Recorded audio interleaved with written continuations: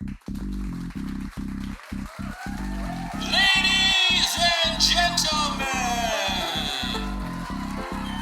welcome to the Above Average Shoe Show!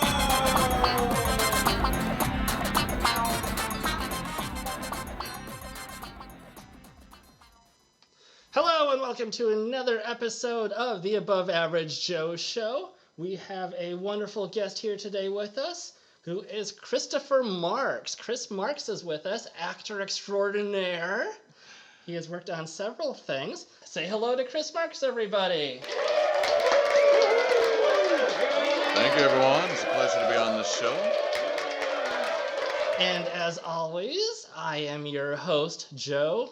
You know what? You just made the list! Okay, moving on from that. Chris, it's good to have you here today. How are you doing? I'm doing great, Joe. It's a pleasure to be on this show. And you have had a lot of work here lately on some pretty notable shows. You've been on Burn Notice, Tycoon, Turn, Stars, Roommates Unwanted, and you just came out with Off the Rails. It's having its official U.S. debut. It already premiered in the United Kingdom in October. It actually won a couple of film festival awards over there for Best Feature and Best Actress.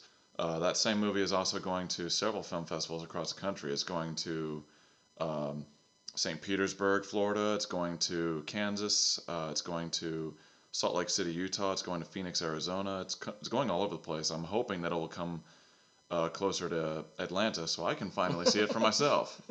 I definitely would be going to Miami. I have a lot of friends and family down there, but I'm getting married in April, and we're going to... Congratulations on that. Thank you very much. We're getting married in the Grand Canyon, so we can't really afford an extra trip right now, even though I want to go to Miami so I can see my movie. Maybe they should show it in the Grand Canyon during the wedding. Get it like a twofer. Get a giant projector. I think we can pull that off. And you can recite your lines as it's on screen. Oh, yes. Especially when I'm like beating people up and destroying vehicles and things. And what is the movie about? What is like the main plot? Basically, it's actually based on a true story. It takes place in the 1970s. These three guys, they're like late teens, early 20s. They get the opportunity to open a bar together, and they have no clue how to run a business, how to run a bar, and they're just kind of like making it up as they go. It's kind of a dramedy. There's definitely a lot of comedy to it, but there's a lot of real things going on. And the way their bar was a success, at least for a short while, every night they had a different theme, and things just got crazy every single night. Sometimes they would have riots. Sometimes they would have like things get out of control for a number of reasons, but they would always make a lot of money, so they kept doing it. My character is Chuck, and he's a gang leader who pretty much has laid claim to that bar when it closed down, and now that it's reopened, he's back, and I cause a lot of trouble while I'm there. I beat people up. I may or may not smash a car with a sledgehammer. I don't know. A lot of the fun that happens on the bar is provoked just by the people that they have attending there. The action, so to speak, that's provoked at this bar only happens on one occasion because of me. All the others, it was just the three guys that run the bar and all the themes that they have and all the people that come to their bar. So like one night they have like wet t-shirt contest, one night they have like a Hawaii theme, the next night they have steak night or something like that, and just I don't know, I haven't read the Crazy steak night. Crazy steak night, you're damn right. We've got 17-ounce steaks instead of the 16-ounce. It's been a while since I've read the entire script. We filmed it about 4 years ago, so it's been like 4.5 years since I've read the script from start to finish. So I believe there was one night where they actually didn't have any steak, so they actually robbed the three guys that actually robbed a slaughterhouse, or what, where they like stole a butchery. A butchery, yeah. They stole like a whole half cow, and they brought it to their bar, and they tried to cook it themselves. And I'm not sure if it worked out or not, but that's part of the comedy. But the great thing about the comedy is that I believe pretty much every story they tell in the movie actually happened. Wow. And one of the writers was one of the guys who lived it. He is one of the three individuals that the movie's all about. So very little embellishment. Not that I'm aware of. Yeah, he was definitely on set most of the days that we were working, just to make sure that things were happening accurately. Of course, it's a movie. Some things are exaggerated. Yeah. Some things are, removed to protect certain people. But the foundation of what actually happened back in the 70s is in the movie for sure. Wow. And how would you describe your character in the movie? I know that you grew out your hair for it. You had some pretty cool facial hair. That was the normally I keep like a buzz cut to a certain degree. Like I don't let my hair grow out too long, but I think I went like that was the longest I probably ever let my hair grow out. It wasn't anything like Fabio or anything like that, but I went like 2 or 3 months without cutting my hair, which usually I get a haircut once a month.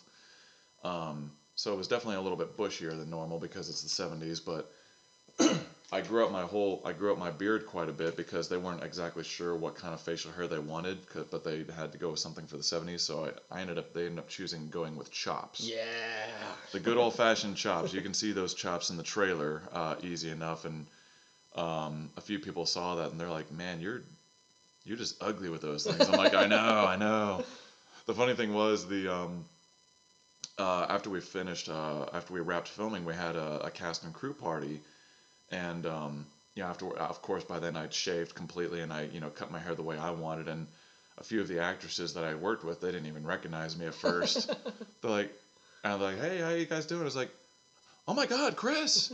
Wow, I didn't even recognize you. You're different." I'm like, "Yeah, this is me. Me. This is how I normally look. This is how I normally look, without the long hair and the mean face and the chops." And then as far as your character's personality goes, what kind of research or what do you do to get into character, or how do you study? Did you go hang out with some gangs for a couple of weeks and see what they do? Or That's like a Christian Bale level of method acting that I don't think I'll ever adapt. But I definitely talked to the guy who wrote the script, the guy who experienced it, and he told me what he knew about the guy. The actual guy that I'm portraying, he's still alive and he's still in jail. What he does that make you nervous that if he sees this movie and doesn't like from how what you I portray know him? from what I know, he's in jail for life because of the things he did. He So may I have don't contacts on the outside. maybe, but if he's got a problem with my performance, then he can talk to my agent. But This was overseas too, wasn't it? So no, this was actually we shot this in Delray, Florida. okay. Is that the actual location of where? I believe the actual location was somewhere in New York, but that proved because of the time of year that we were filming and because of the finances, it was much better to shoot it in Florida. Because we were filming in the wintertime, and there's no way in hell that they were going to shoot in a snowstorm in New York in the wintertime. Plus, obviously, it's way more expensive to shoot things in New York versus Florida. The budget for the film, it was like $500,000, I think it was, wow. $500,000 for the budget. So for an indie film, it was a pretty decent budget. Yeah. It was probably the biggest budget indie film that I've ever been a part of as far as being a good supporting character. I've been lead roles in movies before, but those were like less than 100,000, something like that. Cool. That's awesome. But as far as my character is concerned, I talked to the guy who lived it. I definitely was drawing inspiration from, gangster characters that I'd seen, borrowing ideas from other actors' performances. Like which actors? What gangster actors? I'm trying to remember. Like Al Pacino, Kevin No. Costner. He was not like a mob boss by any means. He was just a very, very. He was definitely a racist. So like American History X, maybe. Honestly, I actually drew a lot of inspiration from a wrestler, Dean Ambrose. He was employed in the WWE, and yeah, his character was called the ludicrous fringe. Because he was just like he was just one of those guys who he did not give a rat's ass about his own body. He was like a human kamikaze, and he would do anything and everything to destroy himself and his opponent at the same time. So. And he was like anti-authority, anti-establishment. He didn't give a rat's ass about what anybody thought, and the gimmick worked, whether he was a good guy wrestler or a bad guy, a face or a heel. So it worked either way. So I drew.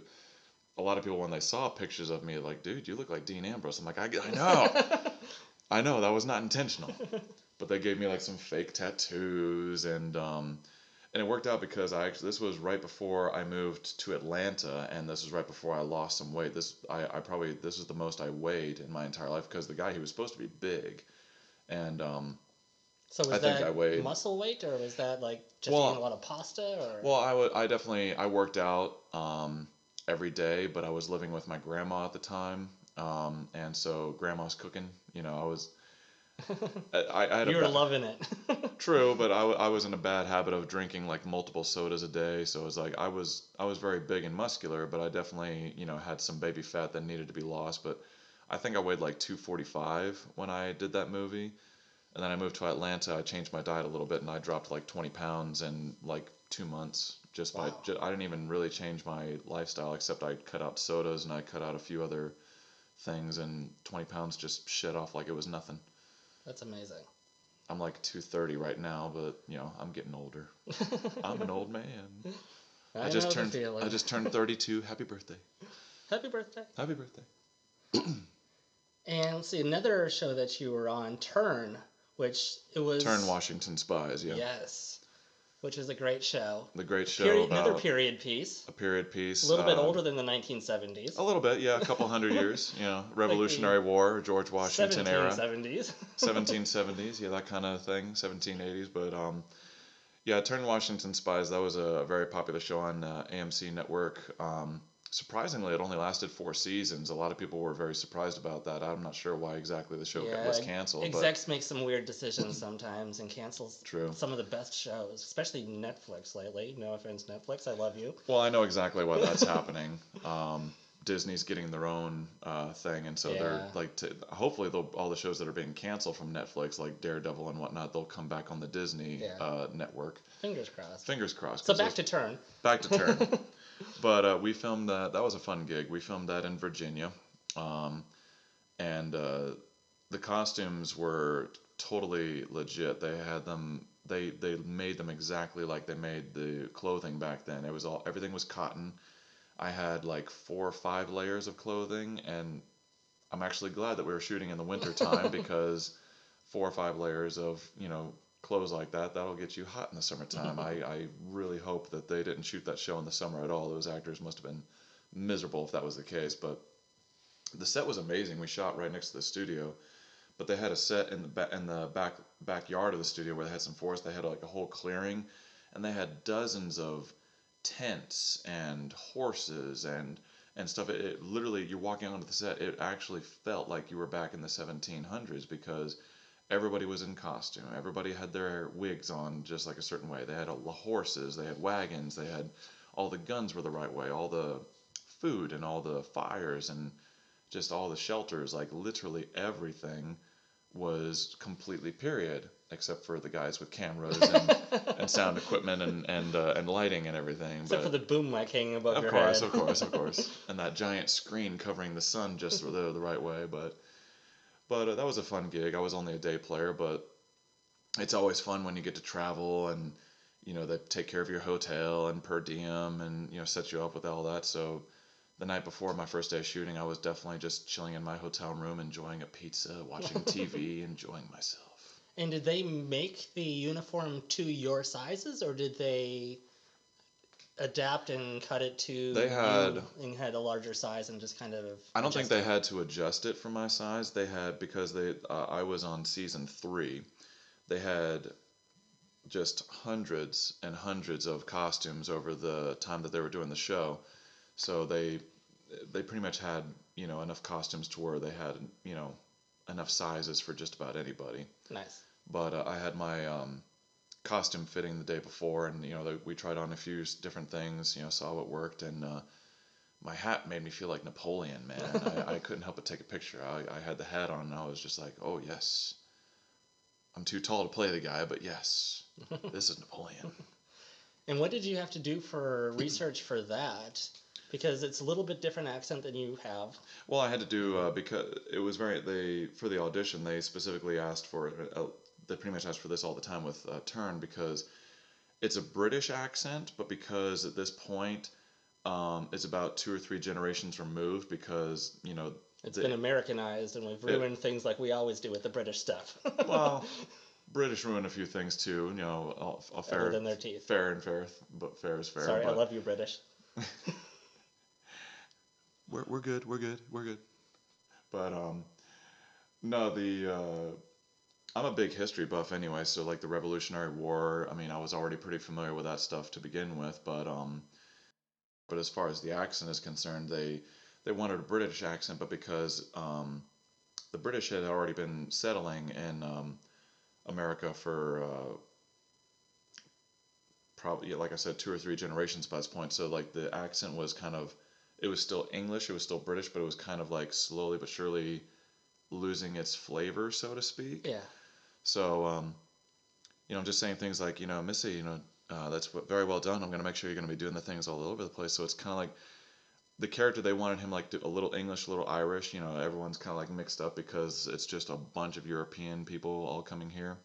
Yeah, and especially in New York, because that's where most of the boats were landing. So everybody from Europe coming over. This part of the story was actually taking place in where Charlestown's in North Carolina. Okay. Yeah. This part of the story was taking Sorry, place. I'm getting in North my Carolina. movies mixed up, aren't I? New York was the last movie we were talking about. Well, the majority of the Revolutionary War took place in the southern states because that's where the British came in because it was easiest. So they came into the southern states and they were working their way up north and they were just kicking the colonists' butts for the longest time. And then that's where the colonists, the Americans, so to speak, created guerrilla warfare. They literally invented that, where instead of like just everybody standing in a straight line and shooting at each other, and until one army retreats. You see that in Mel Gibson movies like The Patriot, for example. Yeah. And that's the way war was done back then. They all just stood in a straight line and shot at each other until one army retreated. And of course, the Redcoats, the British, they were highly, highly trained, efficient marksmen, and the Colonials, they barely even had an army, so of course they were getting their butts kicked. So they developed this new style of warfare among the militia colonists called guerrilla warfare, which is basically you just attack them anywhere you can. You see some redcoats, shipping some stuff down a road, blow them up. You cut off their supply lines without warning. You don't agree to meet at a field and have at each other. You just attack them anywhere and everywhere you possibly can without warning, with totally surprise attacks. The British refer to it as being very cowardice, but it's like when you're fighting an opponent who is bigger and stronger than you, yeah, you can't go toe to toe with them. You got to outsmart them. Work smarter, not harder. Yeah. And that's what the colonists did, and that's what ended up winning us the Revolutionary War. And 200 years later, here we are. So for all you history buffs, there's a lesson for you for today. Learn a little bit of everything on this show every once in a while. That's a big part of being an actor. You constantly have to learn new things, and it's a gift. The fact that we get to portray certain characters like this that are back in the 70s or back in the 1700s or whatever, and you need to do some research. You need to educate yourself on what was it like back then. What were these characters like back then? What were politics like back then? Religious things, food, clothing, etc.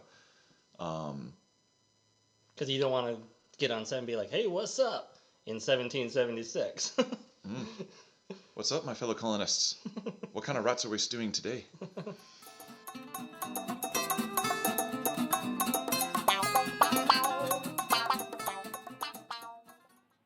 This episode brought to you by Chuck's Trucks. That's right, the truck for schmucks who just don't give a huck about a duck's cluck. Chuck's Trucks.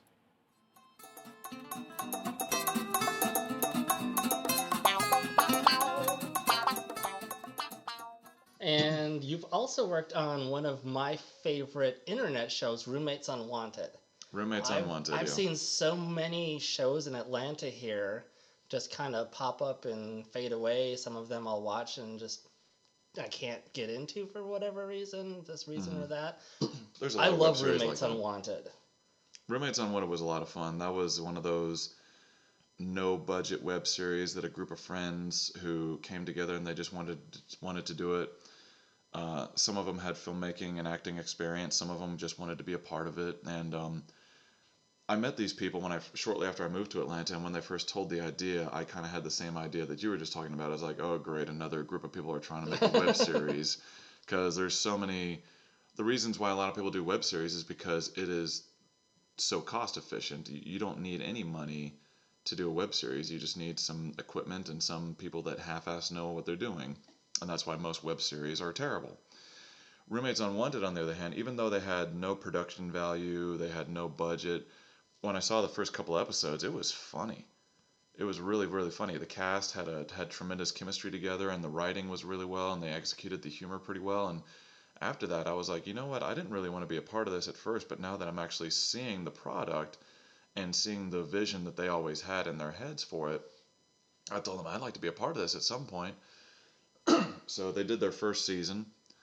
And the first season actually was pretty successful. They entered it into some web series film festivals and actually won an Audience Choice Award at a festival in Florida. Ironically, everything's in Florida.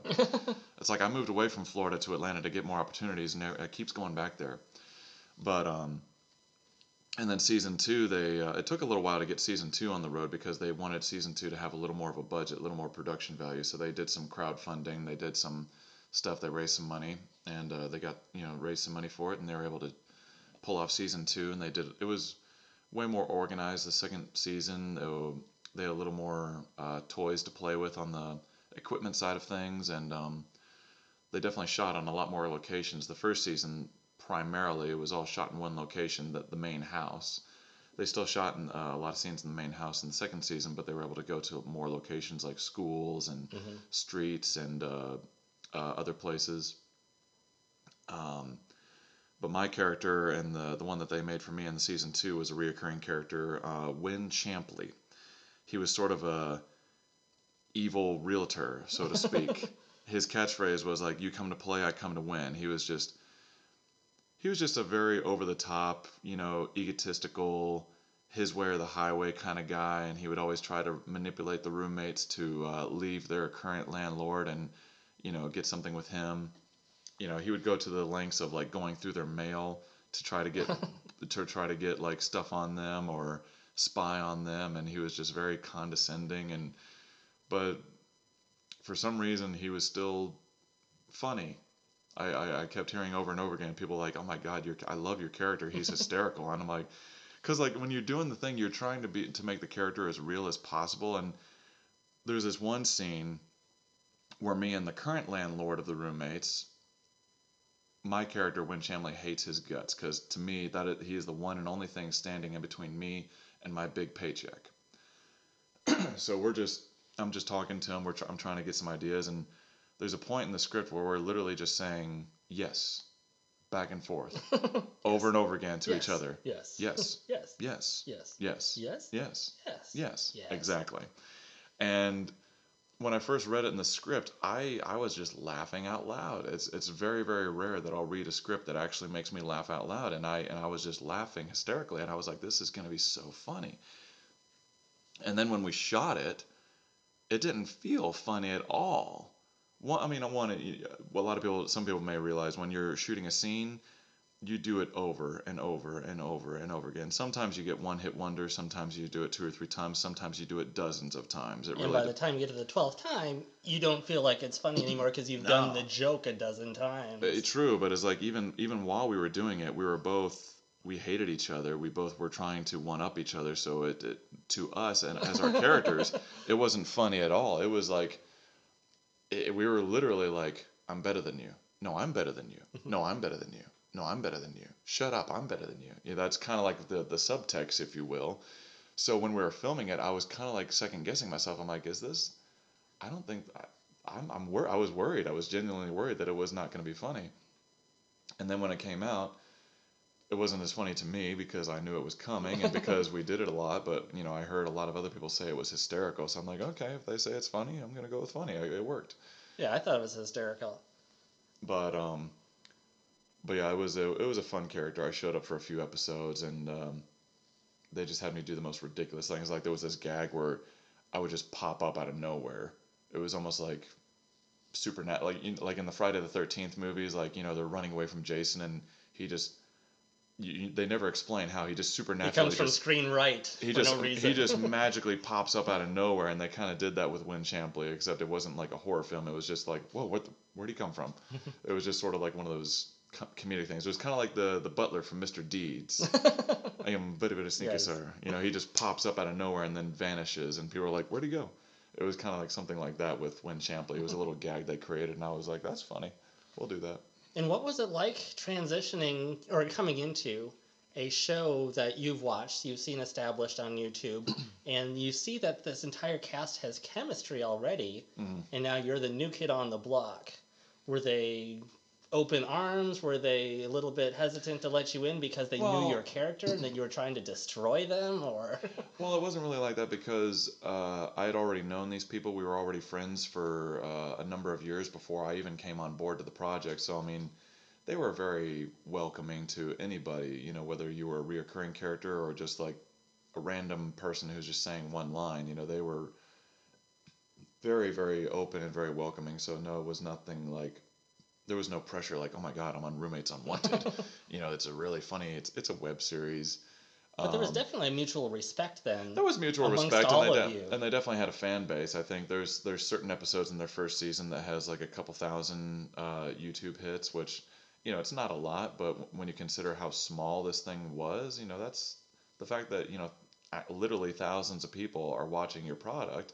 You know, the filmmakers who were behind all this, they definitely took a little pride with that. They definitely took pride in their work, as they should, because when you come up with ideas, write them down on paper, figure out, okay, does this work? Does that work? Is this funny? Is that funny? Is this actually flowing in the story?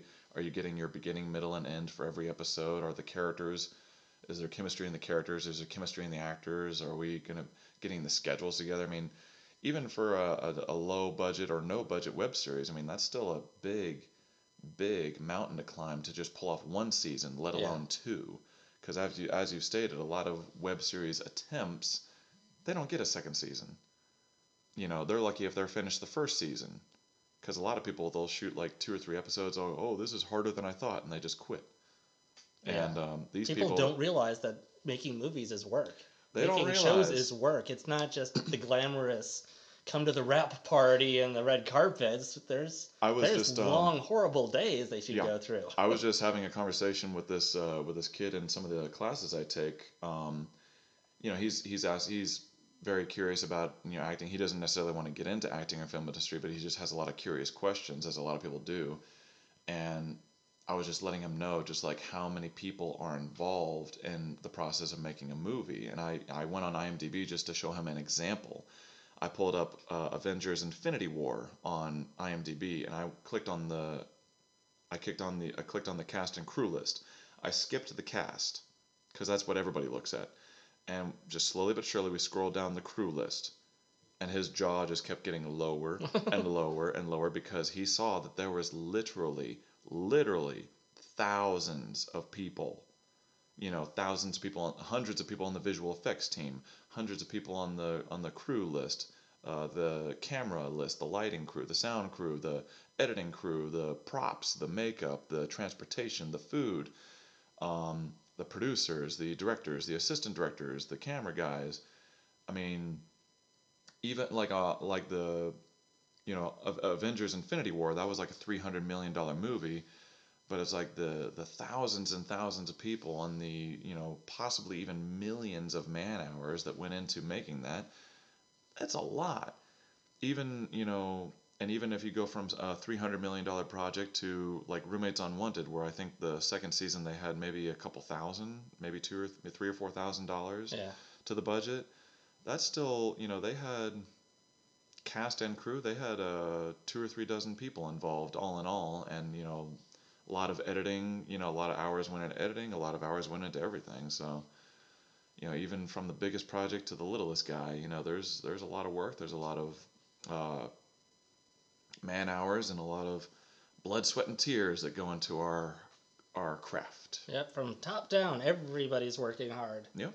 Nobody's sitting back, relaxing. Even the stars, when everybody on set is moving things around, repositioning cameras, they're still in back. They're going over their lines again. They're rehearsing, and getting Sometimes their hair they're and makeup auditioning. fixed up, Sometimes they're auditioning. They're auditioning. doing video auditions and sending A those lot in. of actors, their schedules are so busy and so hectic that they have to do their auditions for other projects in their own trailers. Because there's no guarantee of another job when you're an actor.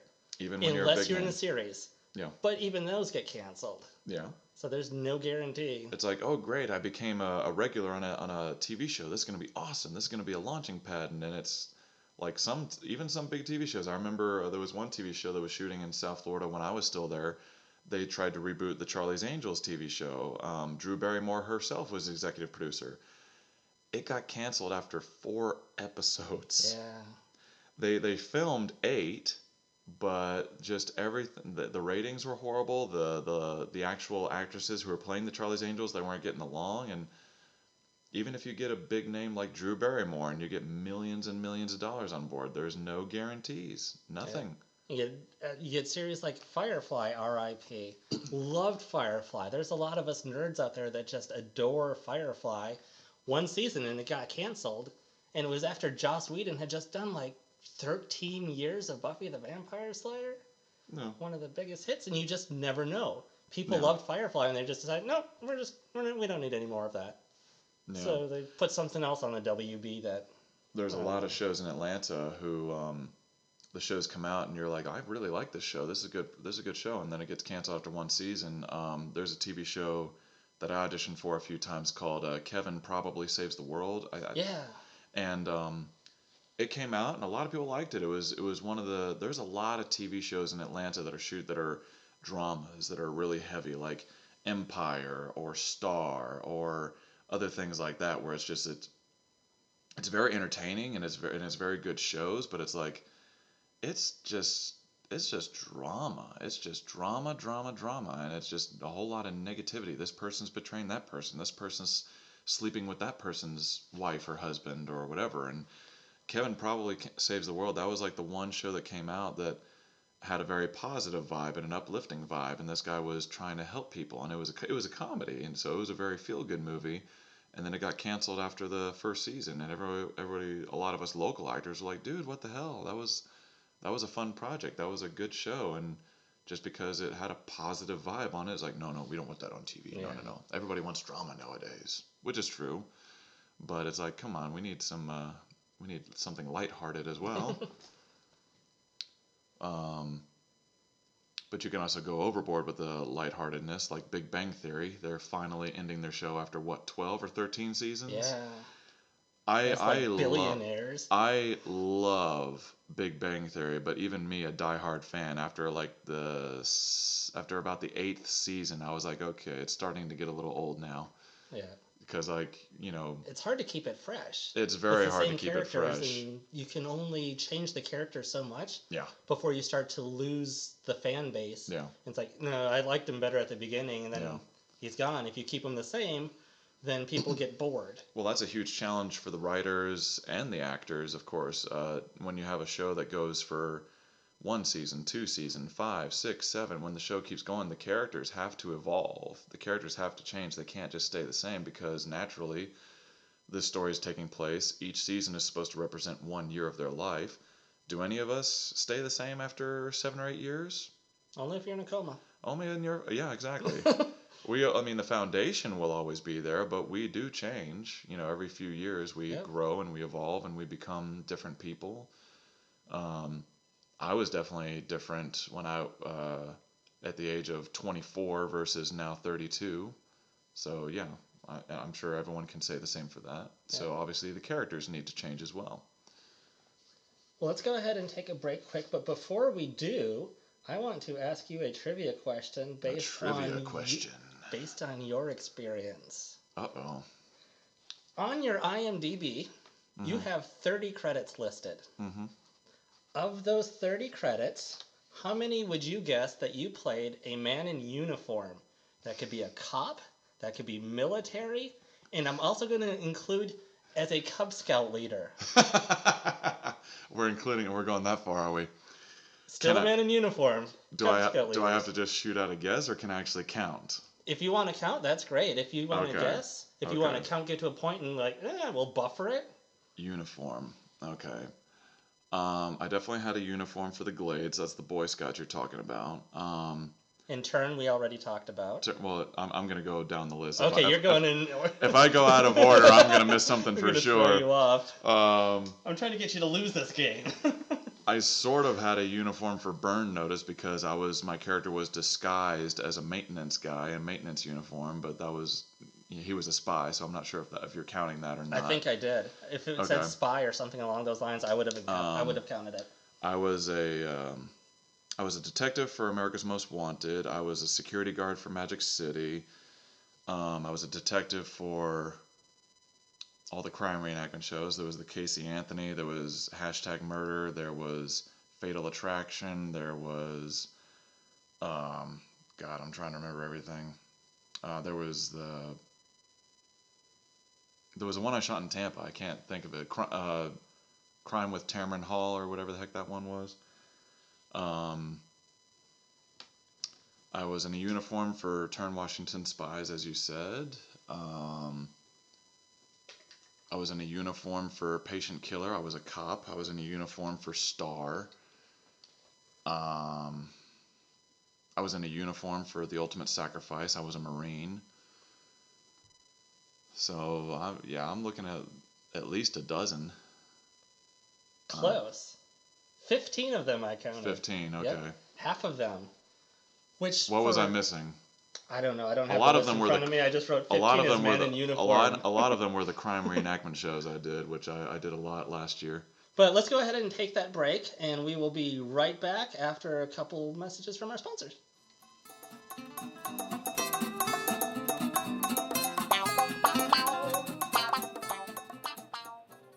Getting sick of coffee? Yeah. Mint feeling overused? Yes. Tired of the same old enema flavors? Absolutely. Now introducing the first cinnamon-infused enema, the Cinnamonema. All right. It's an anal cleansing with the delicious aroma of cinnamon rolls. Mmm. This smells yummy. It's not just an enema. Every order comes with a free box of cinnamon rolls. It's the best way to cleanse both ends.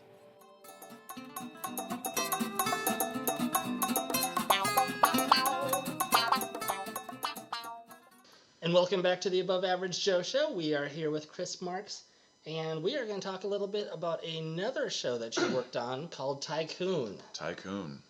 This was it a web series? How did this come out? Technically, that was a web series, yeah. Basically, it was a pretty funny story. I got a email from my agent. It was from my agent down in Florida, which after I moved to Atlanta, I didn't hear from her very often. And it was for this big web series Tycoon, and I heard that Florida was getting a bunch of big web series coming up because of a new thing that was happening. And I looked at the breakdown for this thing. I'm like, okay, let's see, because like any project I get, I always check out who the director is, who the producers are, just to get familiar with their work. And I look up the director, and it's Louis Leterrier, and he's a French director, and he was the director of The Incredible Hulk, Now You See Me, Clash of the Titans, Transporter 1, Transporter 2, the Jet Li Morgan Freeman movie Unleashed. Literally every single movie this guy's ever done, I've seen, and I even own some of his movies. So the second I saw him, like, oh my God, this is a huge director. And this is, it's a web series, but it was, I don't know, I think they had like a few $1 million to the budget for this. It was kind of a passion project for him. But, so I auditioned for one of the main roles, and then they had me audition again for a separate role, and auditioned for that. Had 2 callbacks, and then they booked me, and I was so excited because I was like, this is going to be the biggest director I've ever worked with in my life. This could be a big launching pad for me. And of course, just like we talked about earlier, I moved to Atlanta to get better opportunities, and this was shooting in Miami. So I had to go back to Florida, which I didn't mind because anytime I get a gig in Florida, I always get to visit family and whatnot.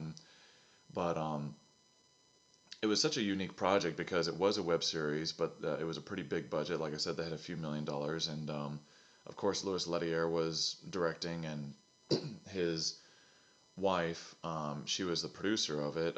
She's a producer, but she's also a well-known actress. She was in the first Alvin and the Chipmunks movie, she was the main guy's love interest. Um, Cameron Richardson, I believe her name is. If I'm butchering your last name, I apologize. But yeah, that was a fun project because one, I was getting to work on with some big name people, but we shot in a couple of regular things like some houses, nothing too fancy, shooting in cars, but like on two separate occasions, my character got to film in the penthouse of skyscrapers in South Beach, Miami, and downtown Fort Lauderdale. So we were like had beautiful views of the ocean.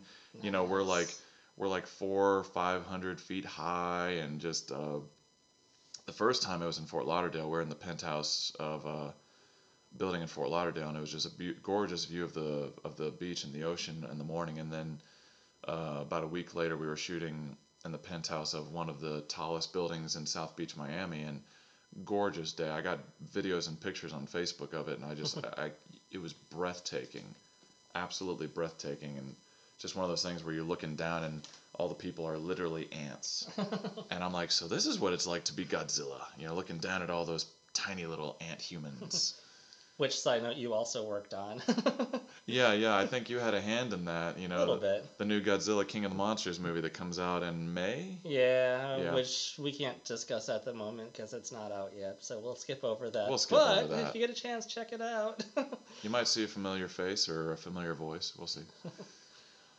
And so when I watched Tycoon the first time, it reminded me a lot of Black Mirror. It could have totally been a Black Mirror episode off of Netflix, because it's one of those almost Twilight Zone mixed with technology sort of storylines. How would you describe the storyline and what happens in Tycoon? The basic plot is that your main, one of the main characters, he was the son of a CEO of one of the biggest real estate companies in Miami, just huge company, multi-billion-dollar, and he was supposed to become her what's the word I'm looking for? Take her spot, her successor. Successor, yes. He was supposed to become her successor. I was about to say protege, but that's not right. No, he was supposed to become her successor, the new CEO, but he had issues with alcohol, and she did a breathalyzer test on him in front of the whole board of directors, humiliated him, and appointed somebody else. And he was so angry, so humiliated, that he put out this plot to absolutely destroy his mother. But he couldn't do it himself, because then people would realize what was going on. So he found a puppet. He found this random girl that he met in a supermarket. She was a cashier in a supermarket, and he basically, long story short, he made a deal with her that he would pay her $5 million if she gave him 1 year of her life. So basically, he would make every decision for her for a year. He would give her contacts that had cameras in them, so he could see everything she did. He would have earplugs in her ear so he could talk to her. And he made rules like never take the earpiece or the contact out, never lie, follow every order that he gives her, and at the end of a year, he would give her $5 million. She agrees to it. Seems like a safe bet at first. Of course. She was kind of like not happy with her life. She was like in her mid-late 20s, and she was a mom. With a kid, yeah. She was a mom, and her husband, and their son was in a wheelchair, and so they had a lot of financial issues. So it sounded like a good deal at the time, because she's like, well, what do I got to lose? Come to find out, she had a lot to lose, because this guy was going to destroy everyone. But basically, he was using her to set up a huge real estate deal that would ultimately, it was designed to destroy his mother's reputation, and so he could take over and become the CEO of that company.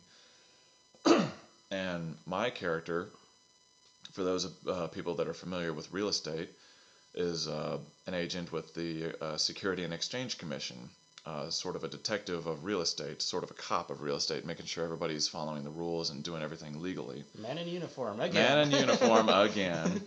Which, by the way, that suit was like the first time I ever had a fitted suit. It was tailored. They make you feel nice.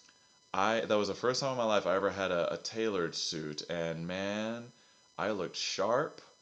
I looked so sharp in that, and I asked the costume people, I was like, how much would it cost? I'm interested in buying this when we're done filming. How much would it cost? And they were talking about it, and then I I don't know what happened. I lost contact with them, and I wasn't able to get the suit. It sucked, but it was all right.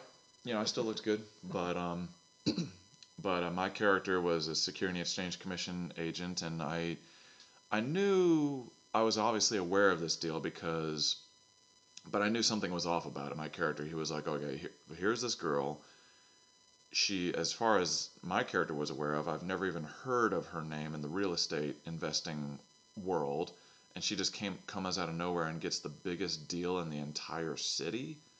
Okay, I gotta find out what the heck is going on here, but he knew from the start that something was fishy about this. There was something illegal about this, and he was trying to get to the bottom of it. And of course, since she has the mastermind, watching and listening to everything that happens, he was making sure that she stayed as far away from my character as possible.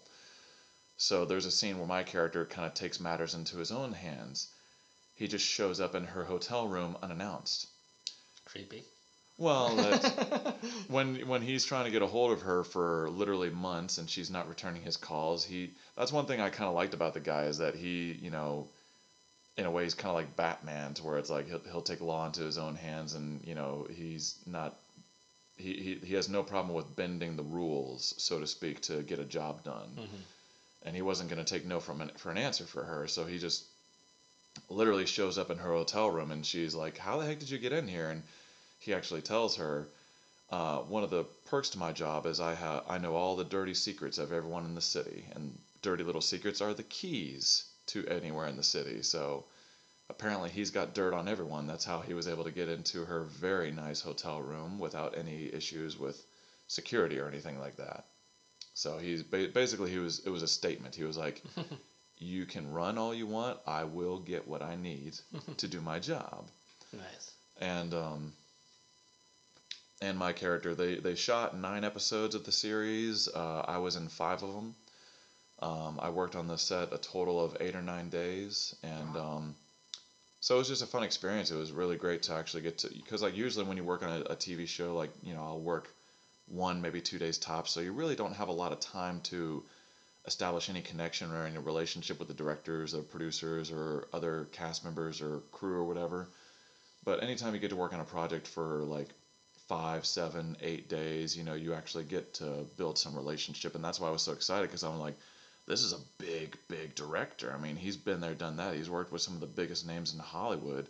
And if I get him, at least in a good enough position with him where he'll remember me, I might get a chance to audition for some of his big movies in the future. And, he'll be like, "Oh, yeah, Chris, I remember working with him on Tycoon. Yeah, I'll definitely take a closer look at his audition versus bring him in as the new Hulk." I don't know about that. I'm pretty sure what's his name is doing a pretty good job with it right now. Who's that actor? Ruffalo? Ruffalo. That guy. Some Ruffalo guy. He's done some small a few projects. But actually, it's He's funny. working his way up. But it's funny because Mark Ruffalo was in Now You See Me 1 and 2, which Louis Leterrier he directed the first one and he executive produced the second one, and he was the director of Incredible Hulk, and then Mark Ruffalo becomes the Incredible Hulk. I'm not sure if Louis had anything to do with that, but it's kind of ironic how these things go about. But yeah, Tycoon was unfortunately Tycoon did not go the directions that they wanted it to, because like they had plans for it to actually be one of the first shows exclusively on Snapchat. Oh wow. And they were going to corner the market, because and when I first heard it, I thought it was a weird idea. It's like, how in the hell are you going to have a show on Snapchat? That doesn't make any sense. And one of the producers was telling me, they were like, well, 10 years ago when the idea first came out of having movies and TV shows available on Amazon or iTunes, people thought that was weird too. Now that's a norm. And so I'm like, well, hey, if you are like the very first series to come out on Snapchat, I mean, that would at the very least get some attention. But I don't know what happened. Somehow the show got out of their hands and it went to a different company called Black Pills, which it's kind of like Black Pills is kind of like Netflix. Okay. but they're exclusive to web series. All their shows are web series. And we are going to go ahead and take a quick break, and we will be back in a moment.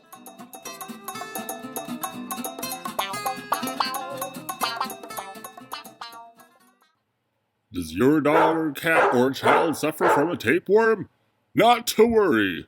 We at the Antiworm Foundation have genetically engineered a solution just for you. It's the first scientifically designed tape bird. This tape bird can smell, hunt, and devour any tapeworm within 1,000 feet of its beak nostrils. It looks, sounds, and feels like a real bird.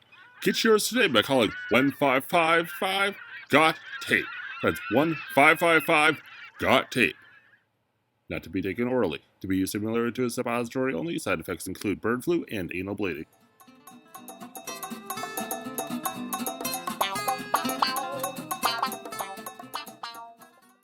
And on that, let's go ahead and go to something that you've been working on recently.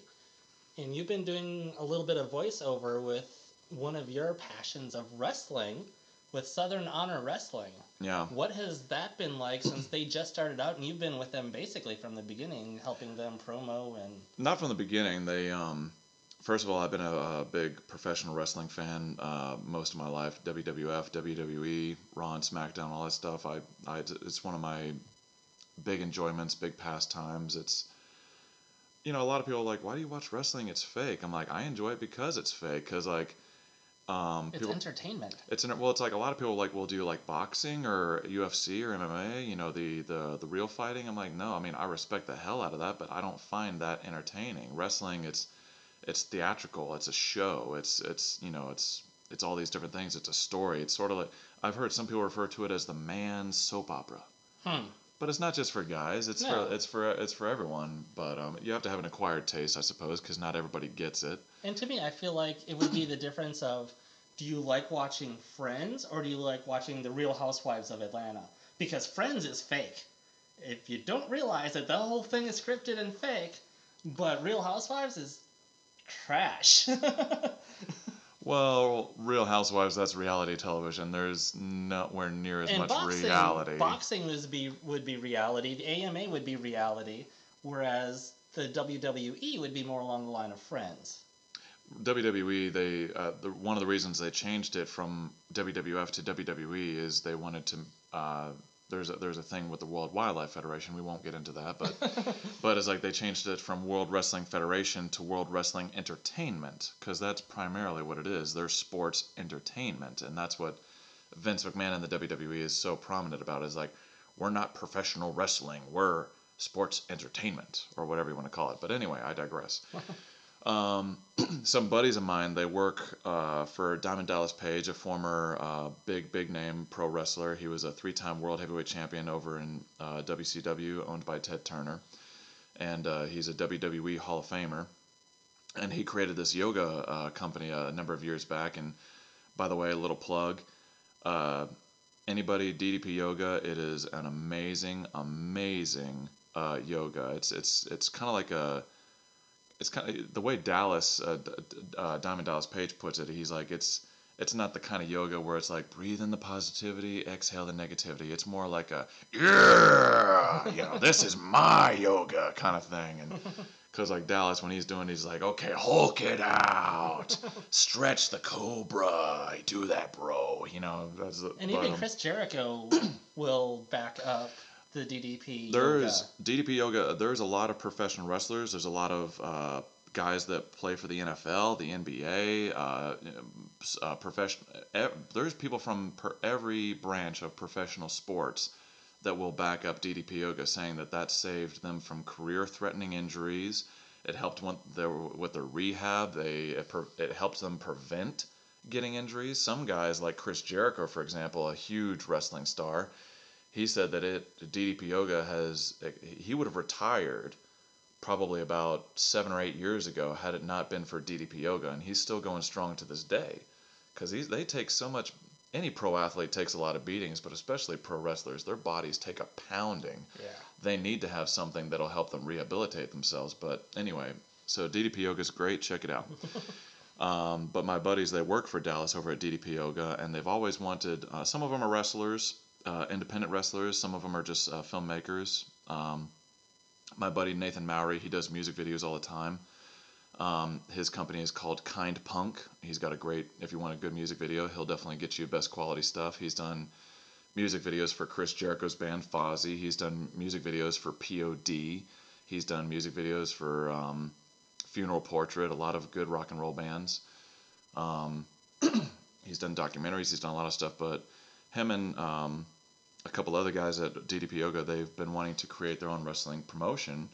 And they ran into a couple of guys like Gary Lamb, who he's a business owner and a pastor at a church, and he's always wanted to create a wrestling promotion. And they spent a little over a year planning to make this company, and they created Southern Honor Wrestling. And their idea was, there's a lot of independent wrestling in Georgia, but most of it is like, they have almost no production values. Half their wrestlers are good, half their wrestlers are fat rednecks who have no business getting in the ring.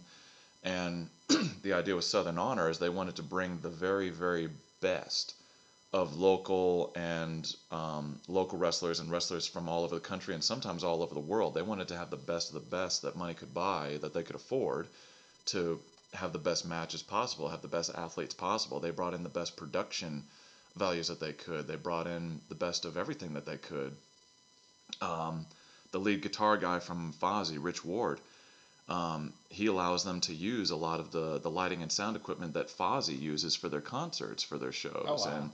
Nice. And so when I heard, like, about a year before their first show, I heard them mention that they were thinking of doing it, and I was like, oh, that's kind of neat. And then I didn't really hear anything about it since. And then about a month or two before their first show, I'm like, it became a reality. They're actually doing it. I'm like, oh wow, this is actually real. They're really doing it.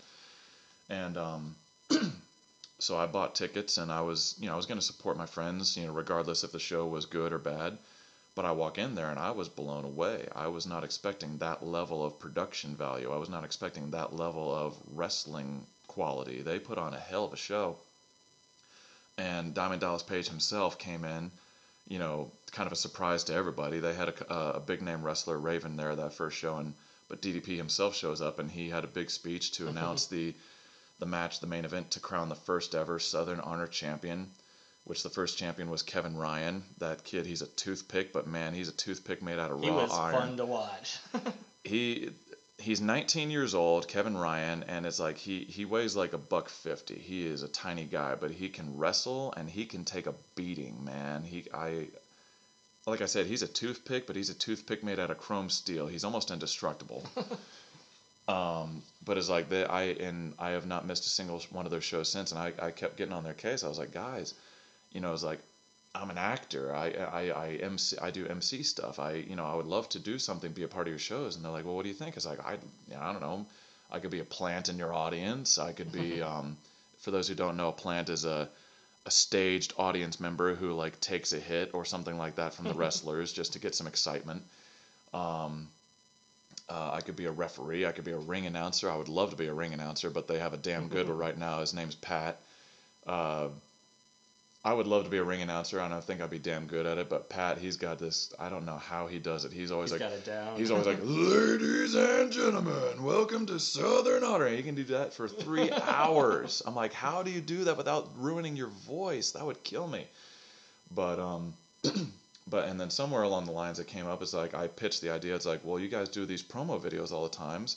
How about I do voiceover work for your promos? And they're like, okay, well, send us an idea. So I pitched something to them, and they liked it. And I've been doing the voiceovers for their promos ever since. I've done probably about 5 or 6 voiceovers for their promo videos. And the funny thing is, because Southern Honor Wrestling is growing so quickly, and they're getting so much attention, after I did that first voiceover with them, I started getting messages on Facebook from promotions in Ohio and promotions in South Florida and all these other guys like, hey, could you do voiceovers for us? And I'm like, sure, $20 a pop, $30 a pop, I would do it in an instant. Nice.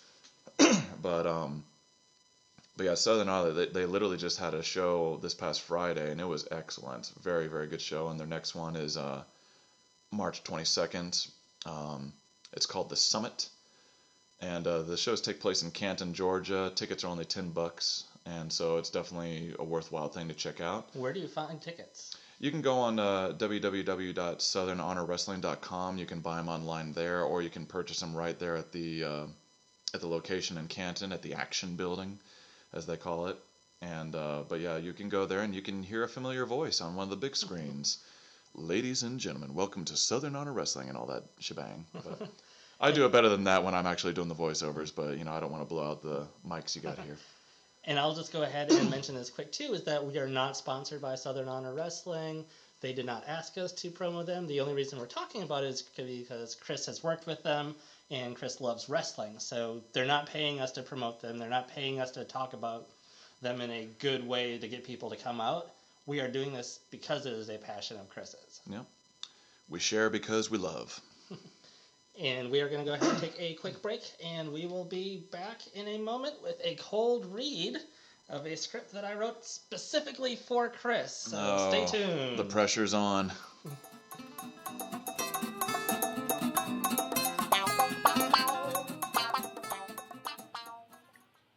This episode brought to you by Sideburns. Sideburns. They're like a mustache for your ears.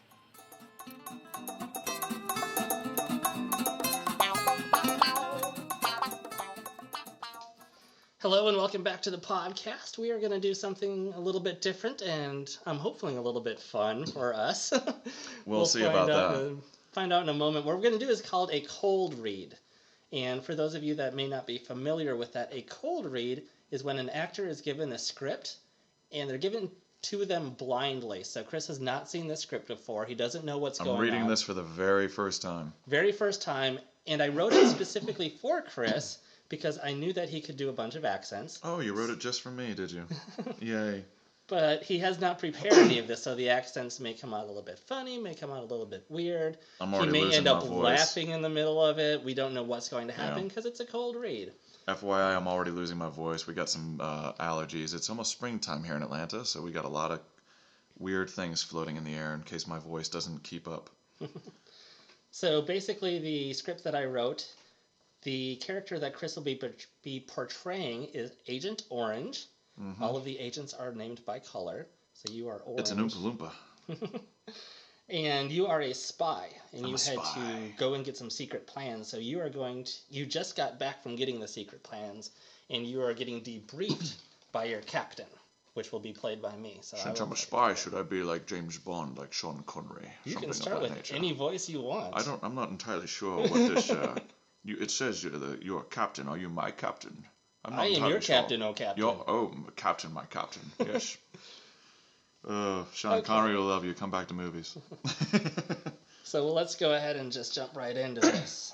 Are you just gonna change the accent all over the place, or are you doing? You are. You're giving me free will. Oh, how gracious of you. Oh, it's in the script. You will know which accents to use. Oh, is it? Okay, I didn't. Yeah, once you get in there. I just read this. Okay, so it does actually say when French to change accents. In German accent, yes. Yeah, this is okay. This will be fun and interesting. This will be interesting. Fun. We'll find out. And we will go ahead and quiet on set. Quiet on set. And action.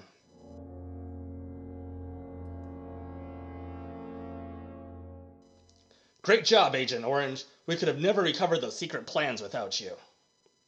First things first, that was beautiful. I have no idea why you've never made it as an actor. Sorry. No breaking character. Stay in character, Agent Orange. Tell me, how did you do it? It must have taken precision timing and a lot of expertise knowledge. Yes, it did. First, I had to locate the enemy headquarters, which I found to be in Alabama. So once inside, I done seen this doohickey thingamajig thing. I opened it and it said that they had just moved their plans to Sydney, mate, Sydney, Australia. So first thing I did catch a puddle jumper to the outback. Said Bob to Bobby some shrimp at Joey's. What the hell?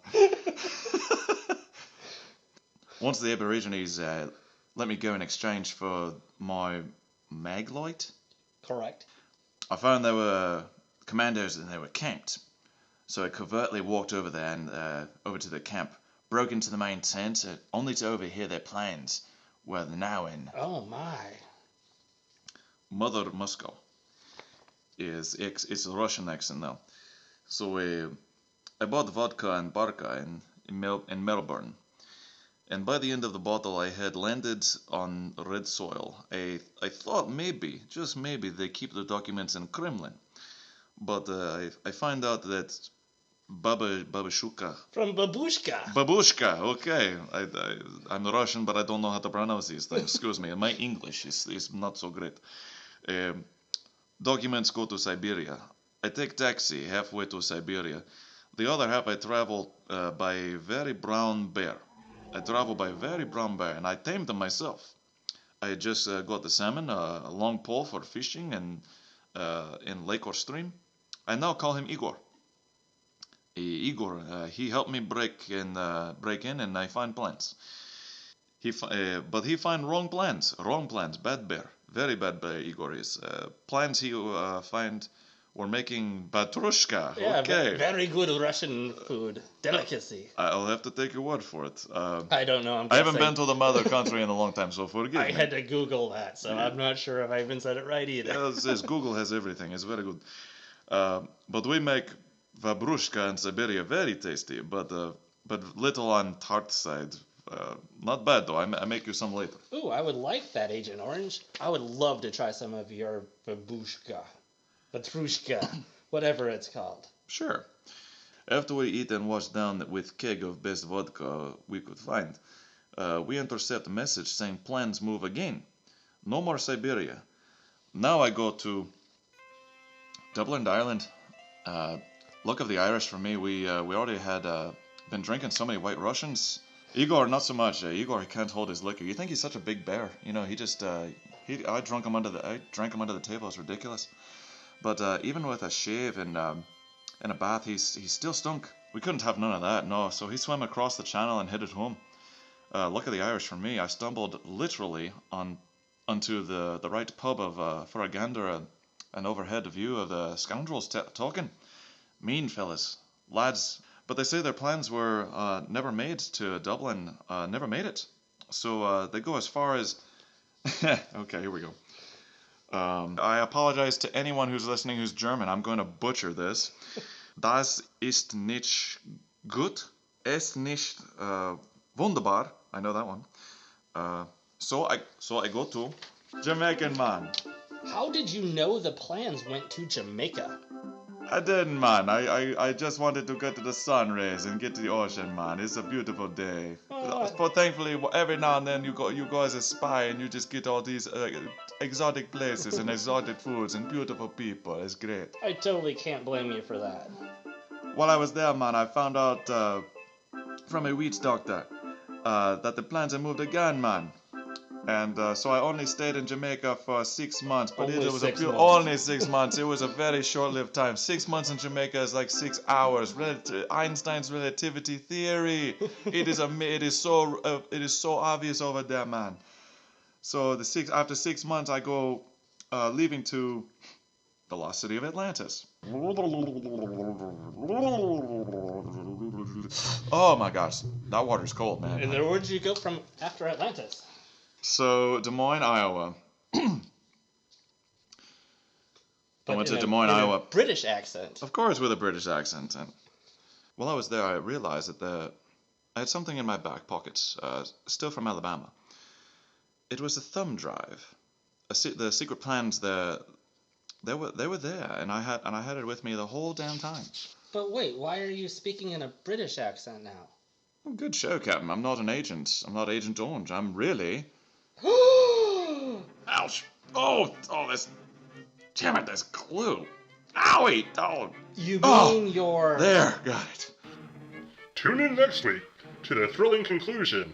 But now for a sneak peek from next week. I knew it was you all along, Agent Orange. While you were away, I first called... New Delhi. Oh, the New Delhi, India. Ensign! Woohoo! Ridiculous cold read. Ridiculous. It doesn't even begin to phrase that.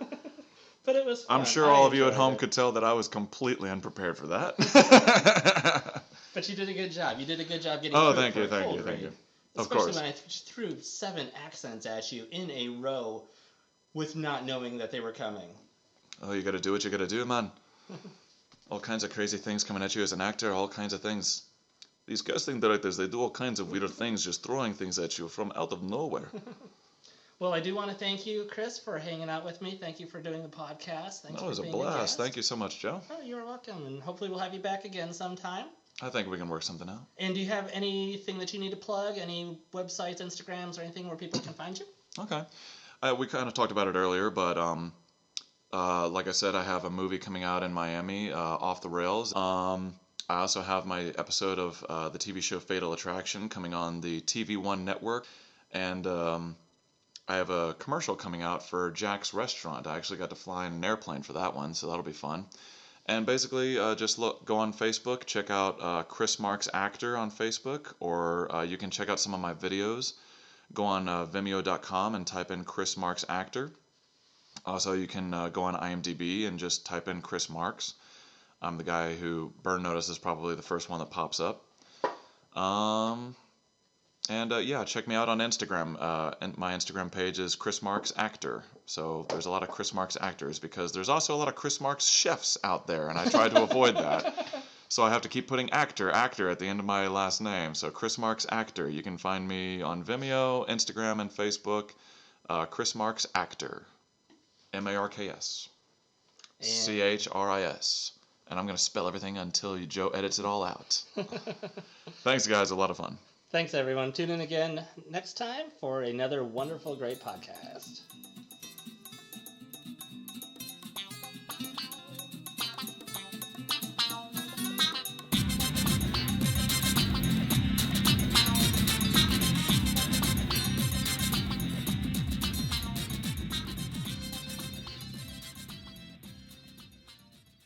Thank you again to our special guest, Chris Marks.